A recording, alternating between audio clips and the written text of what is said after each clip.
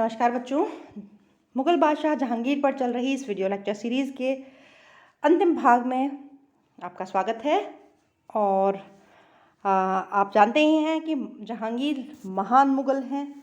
कौन होते हैं महान मुगल वंश एक विशाल लंबा चौड़ा वंश है जिसने वर्षों तक भारत पर शासन किया। लेकिन अकबर, जहांगीर, शाहजहां और औरंगज़ेब, इन चार लोगों को महान मुगल कहा जाता है और जहांगीर उनमें से दूसरे हैं। जहांगीर पर आने वाले निबंधात्मक प्रश्नों में सबसे महत्वपूर्ण है जहांगीर के शासनकाल में नूरजहां जुनता की भूमिका का आलोचनात्मक मूल्यांकन कीजिए। यह प्रश्न कोटा यूनिवर्सिटी एग्जाम्स में पूछा जाने वाला लोकप्रिय प्रश्न है। तो हम इस प्रश्न को इस वीडियो में डिस्कस करने की कोशिश करेंगे और उसके PDF मैं आपके साथ व्हाट्सएप ग्रुप पर शेयर करूंगी। तो सबसे पहले तो हम नूरजहां गुट का परिचय आपको दे दें। नूरजहां कौन है? नूरजहां है जहांगीर की पत्नी और उनके गुट में उनके पिता एतमाउद्दौला, माता असमत बेगम, भाई आसिफ खां और शहजादा खुर्रम शुरुआत में शामिल थे। बाद में शहजादा खुर्रम इस गुट से अलग हो गए। नूरजहां के परिचय को अगर हम जानना चाहें, नूरजहां का परिचय हम लेना चाहें तो नूरजहां के जन्म और उनके प्रारंभिक जीवन के बारे में जानकारी मोहम्मद खान द्वारा लिखित इकबाल नामा जहांगीरी से मिलती है। उनके बचपन का नाम या उनका मूल नाम मेहरुन्निसा था। विवाह के बाद जहांगीर ने उन्हें नूरजहां की उपाधि दी थी। नूरजहां के पिता गयास बेग, जिन्हें कि जहांगीर ने एतमाउद्दौला की उपाधि दी, और उनकी मां असमत बेगम फारस के रहने वाले थे और अकबर के काल में मुगल दरबार में आए थे। नूरजहां और जहांगीर का विवाह 1611 ईस्वी में हुआ था और विवाह के उपरांत जहांगीर ने उन्हें नूरजहां की उपाधि दी। लेकिन नूरजहां का ये दूसरा विवाह था। नूरजहां का पहला विवाह अली कुली खान, जिन्हें कि शेर अफगन भी कहा जाता है, के साथ हुआ था। शेर अफगन की मृत्यु के बाद विधवा नूरजहां ने जहांगीर से विवाह किया था। कुछ इतिहासकारों का मानना है कि स्वयं जहांगीर ने शेर अफगन की हत्या करवाई थी, लेकिन पक्का इस बारे में कुछ नहीं कहा जा सकता। नूरजहां एक महत्वपूर्ण चरित्र है मुगल इतिहास का। उनके चरित्र की प्रमुख विशेषता है उनकी अपरिमित महत्वाकांक्षा। नूरजहां विवाह के बाद जहांगीर के साथ झरोका दर्शन देती थी। कुछ ऐसे चित्र हमें मिले हैं जिनमें नूरजहां का चित्र अंकित है। सिक्कों पर भी बादशाह के साथ उनका नाम अंकित होता था। इसके अलावा शाही आदेशों पर भी बादशाह के साथ उनका हस्ताक्षर होता था। तो ये उनके प्रभाव के सूचक हैं। ये सारी बातें उनके प्रभाव की सूचक हैं। अकबर ने भी हरका बाई को मरियम उज़ ज़मानी का दर्जा दिया हुआ था और उनका महत्वपूर्ण भूमिका थी उनकी। लेकिन वो भी झरोका दर्शन और सिक्कों पर उनका नाम और आदेशों पर उनकी मोहर हमें नहीं मिलती। ये सिर्फ नूरजहां हैं जिनका प्रभाव मुगल राजनीति, मुगल दरबार पर दिखाई देता है और इसी प्रभाव के कारण नूरजहां गुट की परिकल्पना जो है वो प्रस्तुत की गई। नूरजहां महत्वाकांक्षी होने के साथ सुरुचि संपन्न महिला थी। उन्होंने श्रृंगार प्रसाधनों और जेवरों में सुरुचिपूर्ण परिवर्तन किए और ऐसा कहा जाता है कि इत्र बनाने की कला को भी उन्होंने भारत में लोकप्रिय बनाया। और नूरजहां का अंतिम जीवन उन्होंने लाहौर में बिताया, 2 लाख रुपए प्रति वर्ष की वार्षिक पेंशन पर, और 1645 में नूरजहां की मृत्यु हो गई। तो ये तो हुआ नूरजहां का मोटा मोटा परिचय। आपको प्रश्न का उत्तर लिखते समय सबसे पहले नूरजहां और उनके गुट का परिचय देना है। मोहम्मद खां इकबाल नामा जहांगीर का उल्लेख ज़रूर कीजिएगा, इससे आपके मार्क्स अच्छे आएंगे। अब हम बात करेंगे कि नूरजहां की राजनीतिक भूमिका क्या थी। नूरजहां और नूरजहां गुट की राजनीतिक भूमिका क्या थी? जहांगीर के शासनकाल में नूरजहां की राजनीतिक भूमिका विभिन्न इतिहासकारों के बीच में विवाद का कारण बनी रही। कुछ इतिहासकार कहते हैं कि नूरजहां ने जहांगीर के साथ विवाह के बाद अपनी स्थिति का लाभ उठाते हुए, अपनी महत्वाकांक्षाओं का अनुसरण करते हुए मुगल दरबार की राजनीति में सक्रिय हस्तक्षेप किया। उससे क्या हुआ? उससे मुगल दरबार में गुटबंदी की समस्या उभरी और साम्राज्य का अहित हुआ। जबकि कुछ अन्य इतिहासकार इस विचार को निराधार ठहराते हैं कि इस संदर्भ में हमारे पास कोई ऐतिहासिक प्रमाण उपलब्ध नहीं है।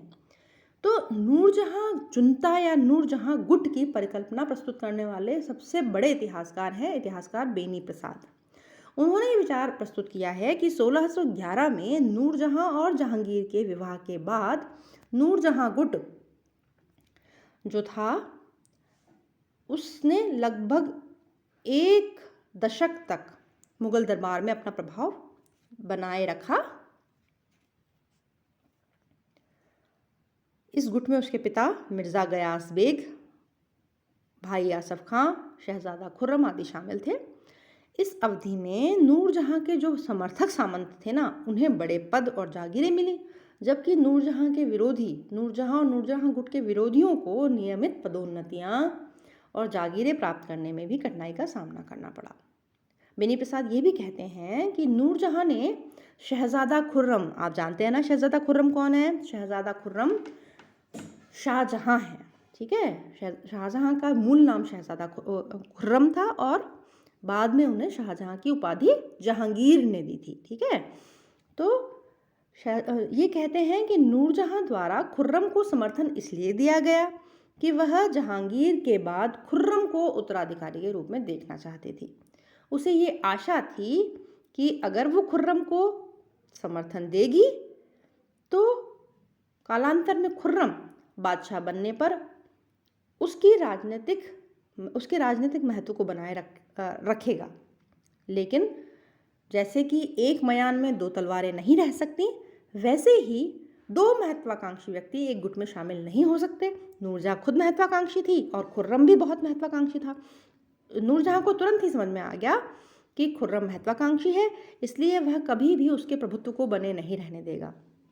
अतः उसने खुर्रम को समर्थन देना बंद कर दिया और जहांगीर के एक अन्य पुत्र शहरयार को समर्थन देना आरंभ कर दिया।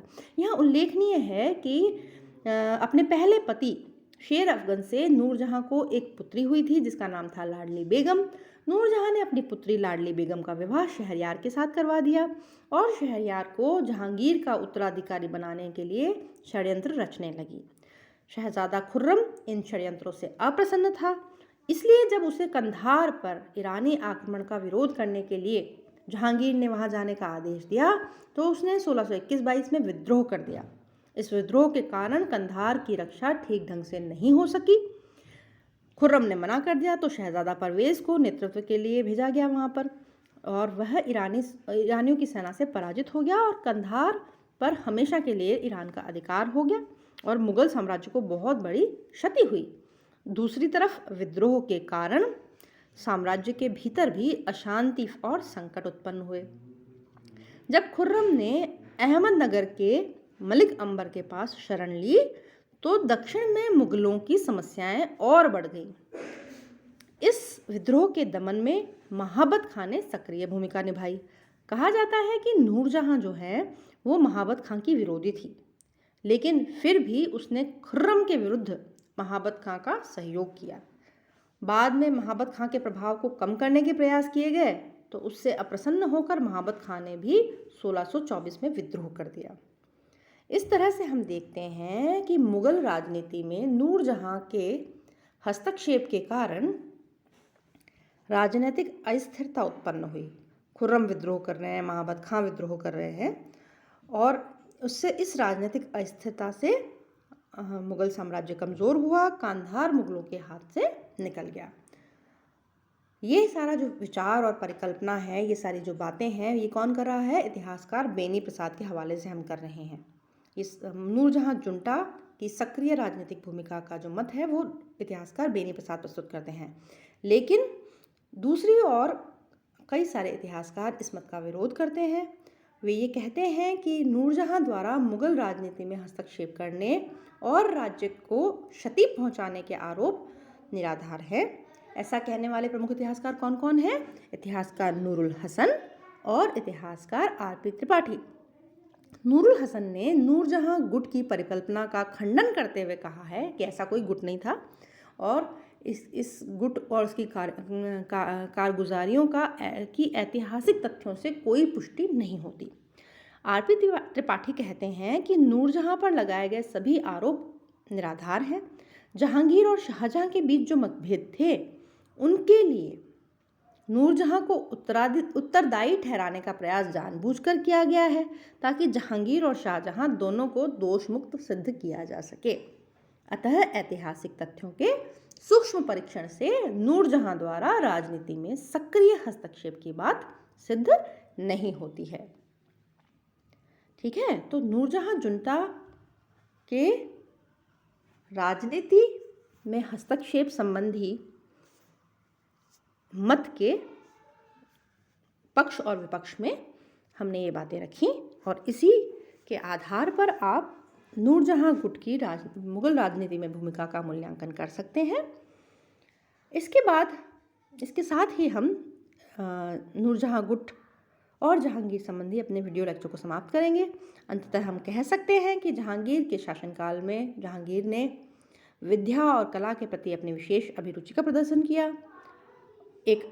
वह स्वयं एक अच्छा लेखक और कवि था। उसने अपनी आत्मकथा तुजुके जहांगीरी फारसी भाषा में लिखी। कुछ याद आ रहा है बच्चों? तुजुके बाबरी जहांगीर की बात कर रहे हैं और एक और आत्मकथा किसने लिखी थी मुगलों में? बाबर ने। क्या नाम था? तुजुके बाबरी। किस भाषा में लिखी गई थी? चगताई तुर्की भाषा में लिखी गई थी। बाद में उसका फारसी में अनुवाद करवाया गया।